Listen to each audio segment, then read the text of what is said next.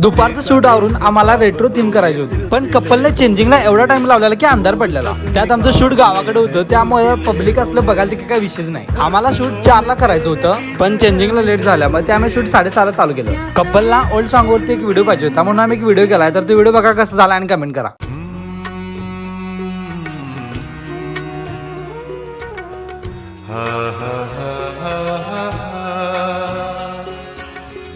उनसे नजरें क्या मिली, रोशन फिजाएं हो गई. हा हा हा हा ला ला ला ला ला ला. उनसे नजरें क्या मिली, रोशन फिजाएं हो गई. आज